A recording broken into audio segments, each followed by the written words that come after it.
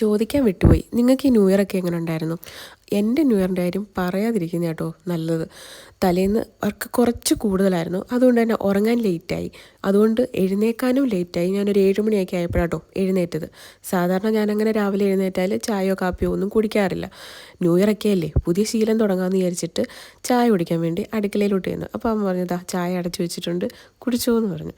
അപ്പോൾ ഞാൻ വേറൊന്നും നോക്കിയൊന്നുമില്ല. ആ ചായ കുടിച്ചപ്പോൾ എനിക്ക് മനസ്സിലായി എൻ്റെ ഈ ഒരു വർഷം പോയി എന്നുള്ള കാര്യം വേറെ ഒന്നും അല്ല കേട്ടോ.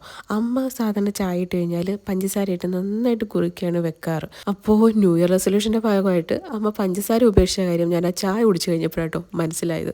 ഇനിയിപ്പോൾ പറഞ്ഞിട്ട് കാര്യമൊന്നുമില്ലല്ലോ, കിട്ടിയത് വെച്ച് അഡ്ജസ്റ്റ് ചെയ്തു. 2025 തുടങ്ങിയപ്പോൾ ഫസ്റ്റ് സെയിൽ ചെയ്ത കേക്ക് ഇതായിരുന്നു കേട്ടോ. അപ്പോൾ കേക്കിന് എനിക്ക് ഓർഡർ തന്നത് ഗോപികയായിരുന്നു.